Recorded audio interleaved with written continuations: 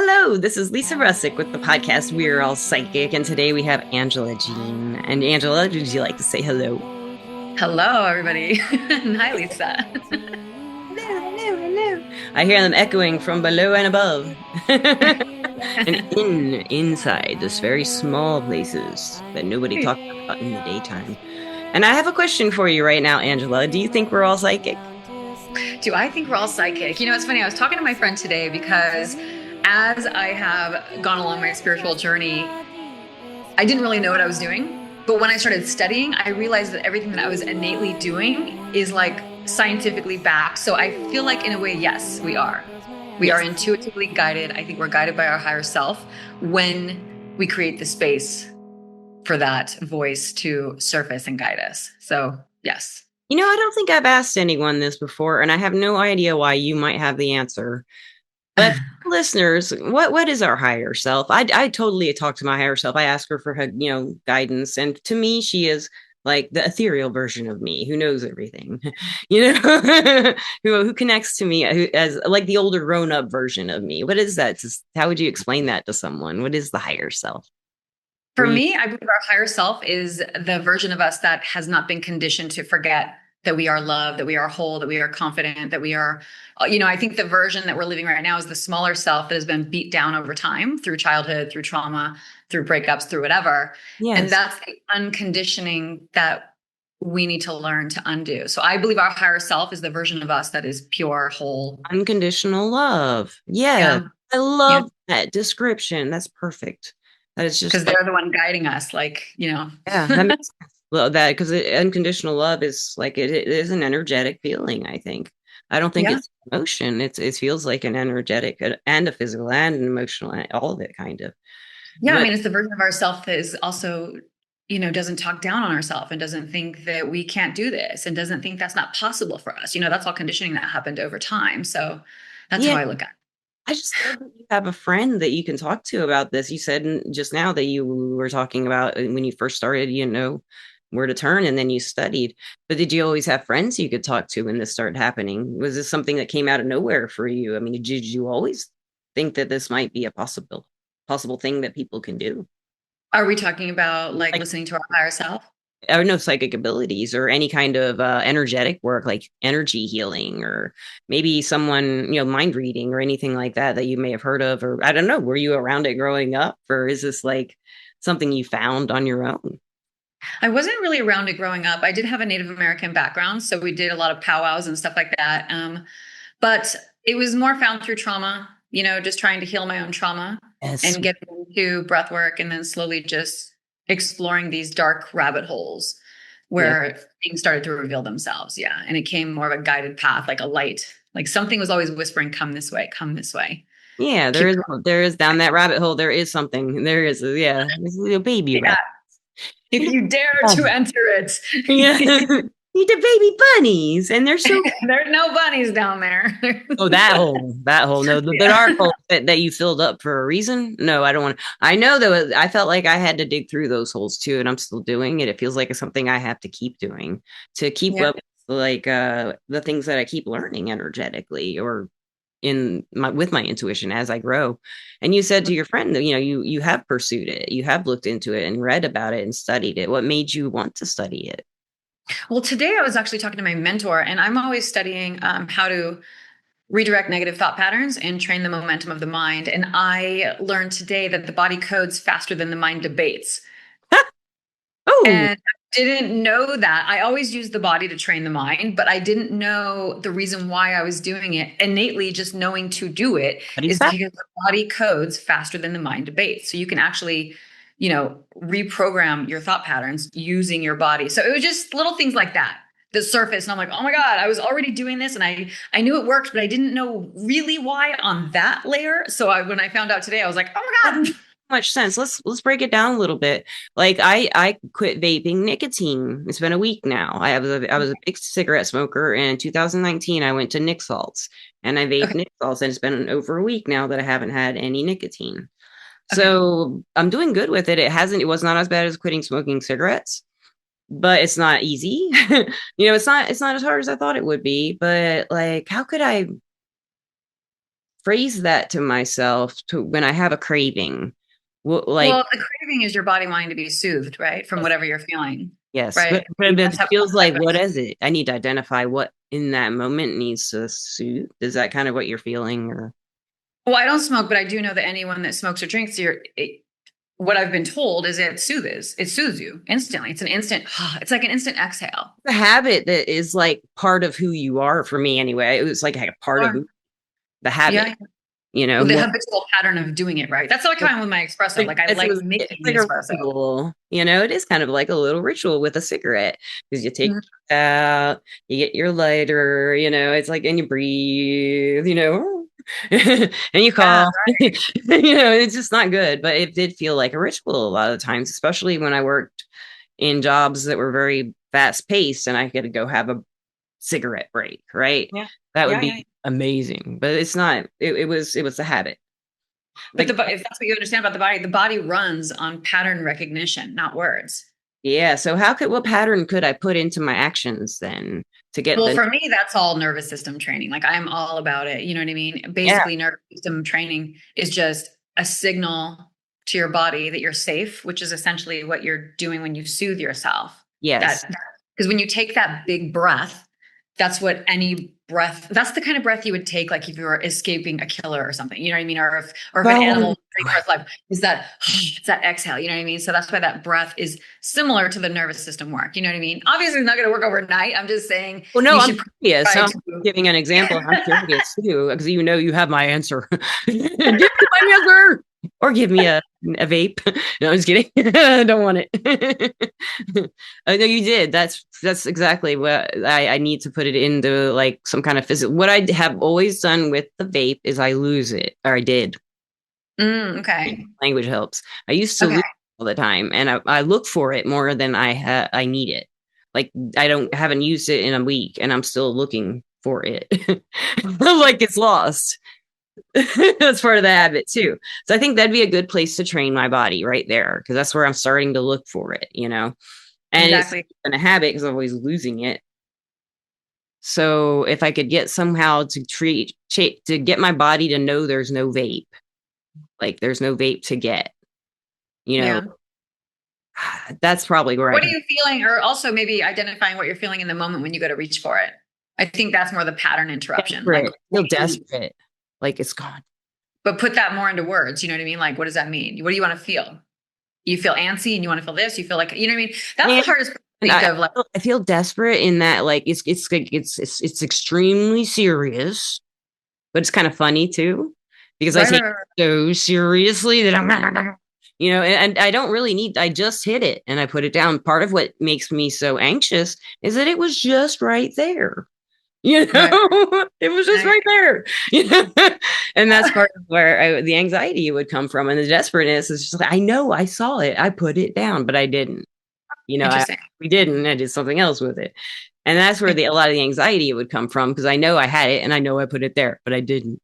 I do have a lot of problems with my memory. I tend to forget big things and little things. I can't help it. I have a lot of issues with That my. like ADHD. I do, yeah. Major Okay. issues. I heard that kind of goes hand in hand. Yeah, I do. And it also have hypermobile Ehlers-Danlos syndrome, and that goes with that too, hand in hand, which is connective tissue disorder. What does And that mean? there are 13 types in connective tissue. I looked up how much of our body is made of this type of connective tissue, that HEDS, that's the shortened hypermobile Ehlers-Danlos syndrome. 30% of the body is made of that connective tissue. So like my skin, I'm 50 and I like don't get wrinkles really. I mean, I get some, Yeah. but Right. and like I can't exercise because I have bone spurs and all these weird, like, and I'm hypermobile, so I can do like the all the Oh, weird bendy stuff. yeah. Yeah. You're the yogi in a back bend. Yeah, I can do a lot of stuff, and the that's one of the main tests for it. I do this on a lot of podcasts because Oh, wow. found that Yeah. there are a lot of people with this disorder in working in the field of metaphysics, oddly. Okay. And it's supposed to be a Interesting. rare disorder, but it's really not that rare, they think. But it is Okay. genetic. Um, Oh, wow. So for me, the memory, the ADD goes with that. Most people with hypermobile Ehlers-Danlos syndrome do have ADD, and I've been tested for it like a few different ways because no doctor believes it. It's so obvious, isn't it? That's so interesting because the woman that I was just had a roommate Good over job. the God, that's great. My roommate that I just had, she just moved out. It's interesting because she's has ADHD and she's hypermobile like that. That's interesting. I should tell Yeah, her if like the EDS or something going. Does she have her joints fall out of place or anything? Because that's the main oh, but symptom. I noticed that she's very oddly flexible, like you And just said. yeah, yeah. Oh, there are 5 points. You can ask her to do the 5 things. You can look them up. I'll email you about it. She Okay, can. okay, okay, okay. This is It doesn't mean interesting. she has it, but it's like a little self test you can do to see if you want to go. But it has a lot of comorbidities and stuff. And I took Reiki. I learned how to be a Reiki master practitioner and to help heal a lot of the problems, which it helps heal the mast cell activation when it comes on. I don't know if you have experience with energy healing. Have you ever looked into that for yourself? Because you've Not got the Reiki. ability. I can tell you can do it. Yeah.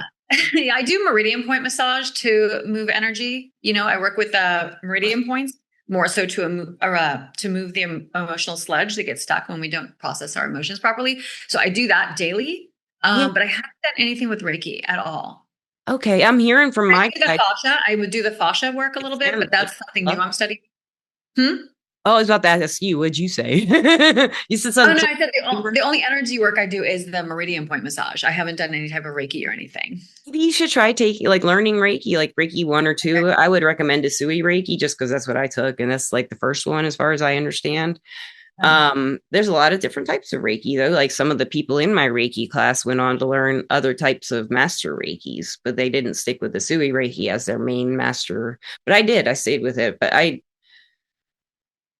I feel like, and what my guide is saying, he never says anything during podcasts. So I'm just like, okay. So he's just saying you're like a natural energy healer. He like what you do, that just came to you, he says. Like you Mm, yourself that, right? The hmm. technique, you knew what it was, but you just knew it, how to do it, right? So Yeah. he's saying you know how to do stuff like this already from past incarnations, he's saying, and you can actually heal physical body. He says because you understand the scientific side of a lot of this stuff, physical, cellular, microbiology. He says microbiology, you know that stuff. He says you understand a lot of physical body, the physics of the world. And he would have a curiosity, he says, about what makes the very small happen. But he's saying that for you to study stuff like that because the very small is in the very large. That's for him to tell you. I don't know what that means. And he The says very small is in the um, very large. you would just naturally you're already moving the energy, and that's all Reiki is just moving the energy. And he's like, you'd be so good at that. And I just get the impression you'd be good at a lot of modalities that you haven't even like tried yet. You know? Yeah, yeah. No, I try to just, simplify everything and focus it into one easy program when I am working with people because there's so many options that I just would rather get them started than send them all over the place with too many options, especially when it comes to metaphysical work, because you can't really prove it. They have to just experience it because it's an internal transformation. So yeah, I love it all, but I don't teach it all. For So me, what I do. do you teach mainly to your students when they're coming to you? When they come to me, I focus on nervous system training and identity training. Those are Okay. the two main things. Nervous system training soothes your nervous system. Identity training basically works on your belief system because the nervous system decides what you get to keep. Your identity slash self concept decides what's possible for you. So those are the two things I focus on the most. Because do you have clients who are like empaths and have that really high anxiety that a lot of empaths have? I don't get into any of all that because I don't talk about the past. I don't talk about problems. We're Oh no, literally, empaths. Like that are like sensitive to energy and sensitive to people. I have friends. you Yeah. what? I have Not you. friends. They have. Oh, okay, okay, okay. Friends. Yeah. I was wondering if you worked with clients in a metaphysical capacity, though, not on your end, but with them. So it's just on your end that you're doing the metaphysical stuff, kind of. Correct. Yeah. Oh, secrets. Hmm. Yeah. That's really cool. So you could be like you're opening their energy passages without them even knowing it. Yeah. I try to Mhm. stay as high vibe and as clean as a vessel as possible. And then that way I can guide them simply like through a simple path, because I want to see results and I like to start small and build. Obviously, if they stay with me, we can add all that stuff later, but I don't want to start with so much. It's I too overwhelming for the new show person. an interest, then you might go. down a different, brighter rabbit hole, hopefully, than the ones we were talking about earlier to start, Mhm. right? You take them maybe down something else. But Well, just once they kind of hit a threshold, it's like, what can we add? Then we'll add more. But in the beginning, I don't want to. what do most people come to you with? What is the root issue that they come to you wanting help with? Everyone's pretty simple right now. Love and money. I don't deal with a lot of, deeper belief systems. I don't really work with that, but a lot of people just, Well, they want to have money, they want to find love, just the basics. You know what I mean? I feel I like don't really. you're gonna be working with some big, huge stuff. I don't know what it is though, but I do feel like you will. Um, I have a question for you though. Before I ask where they can find you and stuff, because I just feel like before the podcast, you had mentioned you had an interest in sciences and metaphysics, and we haven't talked a lot about that. But I'm kind of curious. So you do it on your end. How do you implement science and metaphysics while you're with the client on your end, in your mind, in your physical body, in your energy? Like, how does that experience flow for you? Well, I make them programs. So the science is built into the program. I don't need to teach them the science. And has People don't want to be educated. They just want to be transformed, in my experience. The more I try to educate, the more I lose people, actually. I just say, this is what's going to happen. Do it. Like, people want the transformation, not the education. they can Like, do. just, yeah. Does it work? I'm just curious. Is it working for them? Or are they Yeah, like, yeah, yeah, yeah, yeah. No, of course, of course. It that can't is not. so I build science into the program. You know what I mean? So I'm working with the thought patterns. I'm learning how to redirect energy. I'm dealing with how to form new neural pathways. Like, I put that all in my program. So they just have to do you're it. kind of like pushing their energy through your fields and clearing it out sometimes. Is that kind Sure. of what you're doing? Like with not your actual energy, but your field, like kind of filtering theirs is what it sounds like. Mm, not really, because I give them the program and they do it on their own. They do it on their own. Yeah, Okay. they do it on their own. Yep, yep, yep. That's Or really, I will create it for them. I'll customize it for them. I don't really work with them unless we do the nervous system training. That I can sit with they're someone. really trying to find happiness in love and with career. Like we Yeah, I all, mean, everyone's that's what struggling we and think we have suffering. to do. We do. That's what we look for, happiness. And that's what I look for, happiness. And my Yeah. cats, Yeah. but at the root of it is just happiness, right? With whatever we do. And people in their work are usually so miserable. Nobody wants to go to work. I love work. I Because freaking we're living a life of purpose. We have the luxury of have found that. You know what I mean? That's what most people are seeking. And when you start doing the work and you start moving the emotional sludge and you start training your thought patterns, you become more confident. And then the answers that you seek, the guidance from your higher self, start to surface. You know what I mean? But if you're in a yeah, low vibrating energy, you're packed with emotional sludge because your energy is just tight and constricted, your nervous system's in survival, you can't hear shit. you're So it's right. just cleaning the vessel, like literally. And you do have a like an energy like field or energy kind of energy feeling of cleanliness. And like you had said that earlier, like keeping your energy field clean. It does feel very clean in your Oh area. yeah. I've never used that. Allowed in my apartment. No one's allowed in my apartment. I socialize very particularly. Yeah, like I am very picky. If anyone comes in my place, I sage when they leave. Like, And your own natural energy comes through though, and it's beautiful. It's very nice and soothing, and yeah. you and your own like special kind of. I can kind of smell energy. It's weird, Oh. especially when witches are doing magic. I can smell their magic. It's a Yeah. strange smell. Yeah, yeah, because it smells good. They're all different though. Everyone's different, and I I can't smell yours, but it's like if I were in the room with you, I might be able to. But it's if I were to put a smell on it, it'd be like sandalwood and like some beach kind of smell with it, like I'll sand take and like a it. that salt water kind of smell coming over it. I don't know. I can smell it. Yeah. I make perfume too, so Oh, I that's do a lot of nice. stuff. I don't like to be bored. But so where can the listeners find you and find out about your services and like maybe learn from you? Everything that I create is on a website called Soul Sync Sessions. Okay, okay, I'll put that in the descriptions, listeners. Is there anything else you'd like them to know about you? No, I just always say be responsible for the energy that you bring into the world because when one rises, we all rise. And we are a conscious collective. And, what you think, what you feel, what you do becomes your life experience. And that's a domino effect onto everyone else. So I just say really be responsible for the energy that you bring into the world. That's beautiful. I was going to ask you for advice, but that's perfect. That's Perfect That's my advice. number one rule. It's my Thank you number one so rule. much, Angela. This has just been such a treat. And I'd love for you to come back if you ever want to and update us on what happens to you. See if Sam is right in 50 years or whenever that happens. when Love you're dictating the world from way above and it. whatever he We're said. I all don't know. that. I really do appreciate it. Thank you so much. And do you love the listeners and the watchers? What'd you say?